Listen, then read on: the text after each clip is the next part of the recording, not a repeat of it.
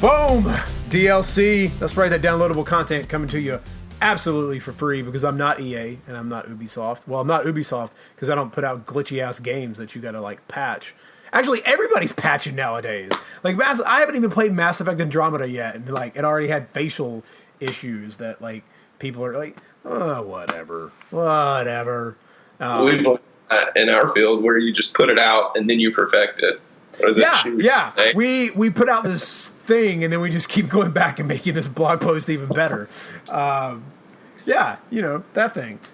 So, all right, guys, we're gonna DLC episode for the second time, not on the Name of the Wind, because my hope is that Mason has read that book, but we're actually going to talk about books and some amazing books that Mason has read. We're gonna nerd out on those 62 books, 62 in 2016, dude.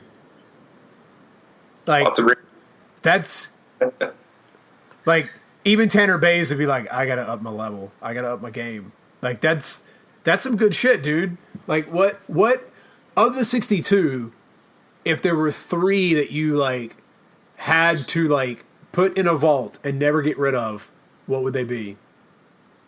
I'm staring at my bookshelf now, trying to remember.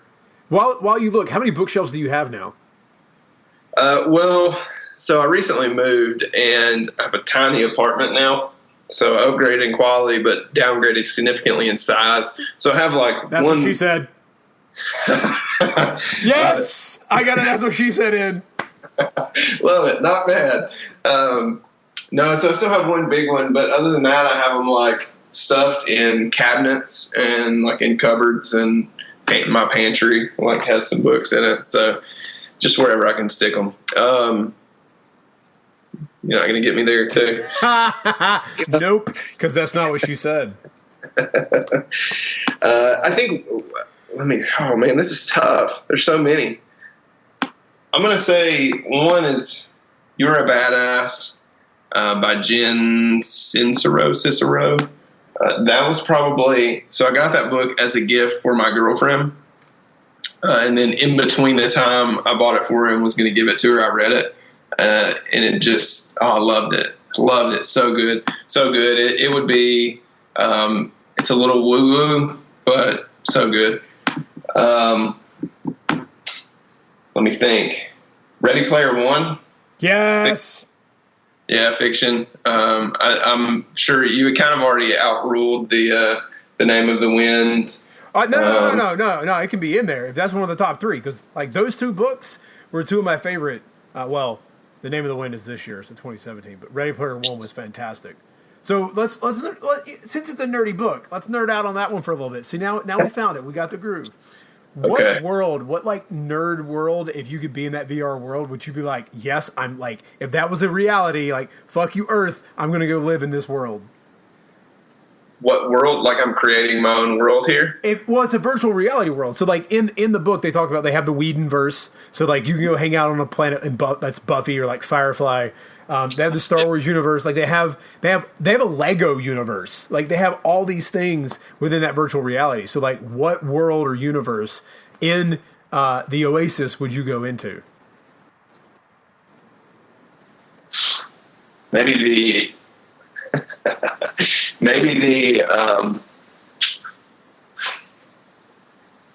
Yum Brands world, or like Domino's world, or something like that. The Yum Brands world. So Taco Bell, KFC everywhere. Yeah. No, I don't know. So basically, what you're saying is you just want to go hang out in Louisville, Kentucky. Yeah, that's funny. What would you say?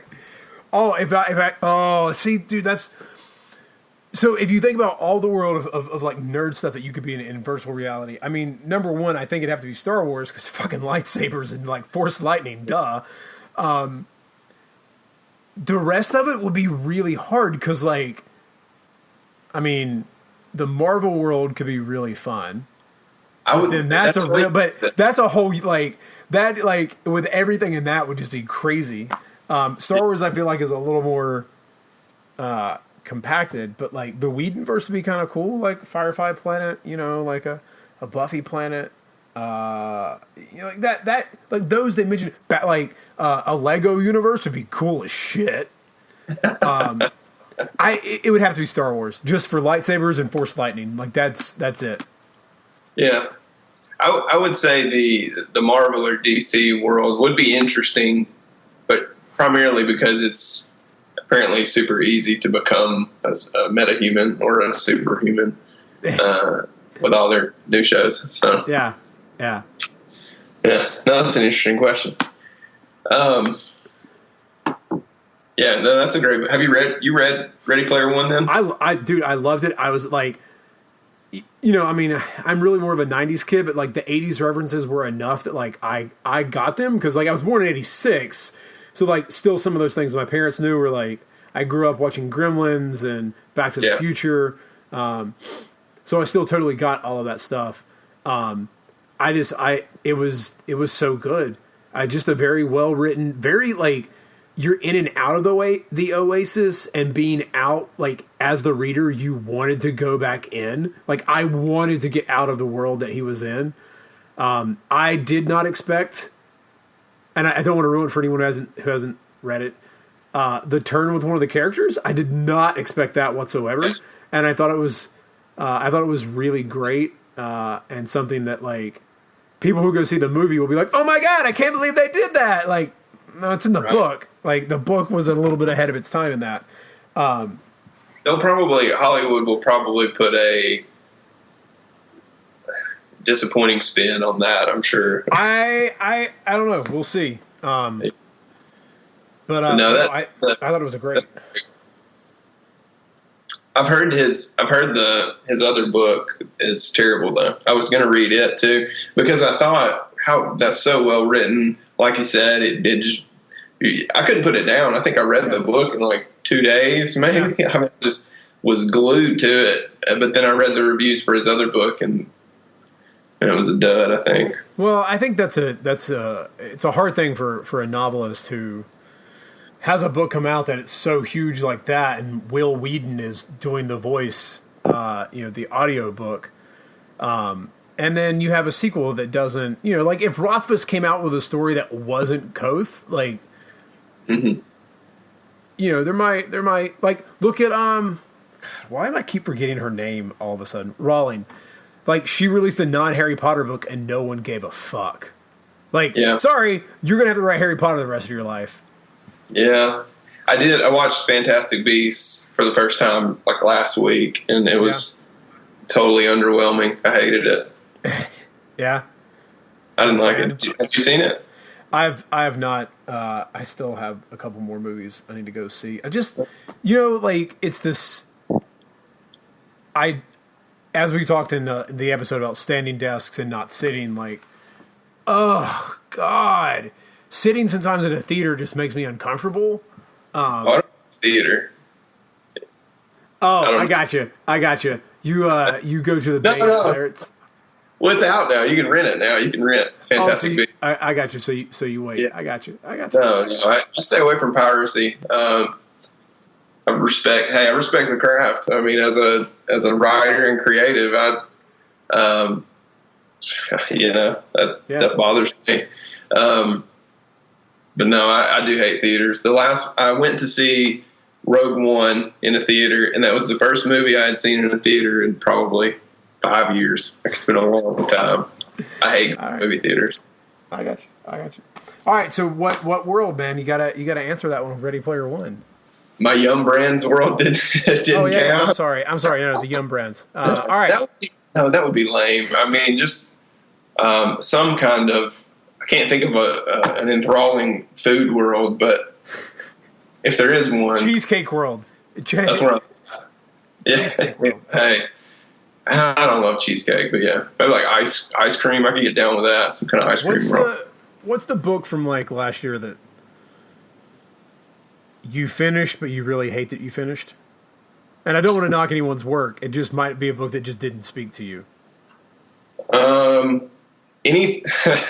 So this would be all right. So anything by Simon Sinek or John C. Maxwell. Two guys who are widely respected. They put out great stuff. I mean, it's probably helps a lot of people. But for me, I just couldn't ever connect, couldn't resonate with anything they said. Simon Sinek is a big one on leadership, and with my struggles as a manager and like leading people, it just didn't help me at all. Really just, I don't know. But so, and those two, probably just those two stand out because so many people talk about them. I'm like, oh my God, it's magic. Not for me. All right. Not for me. I got you. What about Shoe Dog? Have you read Shoe Dog? I have not, but I've heard Shoe Dog is really good. Oh man, it's so good. It's so well written. It's have you read On Writing by Stephen King? Not Stephen King's. It's in my collection. I have it. It's going with me to New York. But I read On Writing Well. On Writing Well. There's another one that you might enjoy called something about like it was the best of sentences. It was the worst of sentences. Never heard of that one. I'll send you. I'll send you something on that. That's really helped me like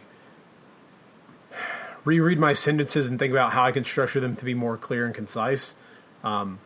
Which happened after it happens a lot more now. But it's a really good point on like how structure can clean up, how you can move something from the back to the front and it works better. How to make it's really great. So I find myself getting into little, I guess you could say habits or just routines of like as my writing evolves, I do get stuck in like I have these little ticks where I'll do the same thing, like, or I'll use too many like conjunctions or too many connecting words, and then I'll start too many sentences with like introductory phrases, So I don't know. I do need something to mix it up, I guess. But like we mentioned in the episode, like you're becoming self-aware of that. So when you see it, you'll start making those changes, and that's important. So that's true. Well, how about this? I know you probably talked about Name of the Wind with everyone, but what's one thing, your top thing you've learned from that series? I asked never go into the forest with a fairy because you'll probably wind up having way too much sex and never come out alive, or go mad. I think. Man, there's so much in that book that just like stuck out. But I think a lot of it is just sort of who you are is a constant and ever-changing struggle. Because the Koth that you know at the beginning, and who they present him as the hero of the story, and then you read who he is as the child. I have no idea how many years take place between events, but you may have a guiding principle, but things you do as you get older might be different because of the situation that you're in than you would have done years before. But just to be yourself no matter what, and never let them see you bleed, or never let them that one was always good. Like, yeah. Things you do can create a persona of you, or a story, or a myth. So that's good. Yeah, well, I don't know. It's a good one. So Mason, we've been geeking out on books, mostly Ready Player One. Got a little into the Name of the Wind there at the end. So we're at 14 minutes. DLC is over with, guys. I'll have this up and some show notes as well, where you can grab some of these books. I highly suggest read Ready Player One. It's fantastic. The movie is coming out soon. And I might know the guy training one of the actors. So that's pretty cool. But Spielberg's wanted to do it for like 10 years. And he, after Ghost in the Shell, was like, that's my next movie. So hopefully it's going to be good. We'll see. But highly suggest picking it up and reading it. If you don't like reading, get the audiobook. Will Whedon does the voices. So Mason, thank you so much for coming on the DLC. Very well. Thanks for having me.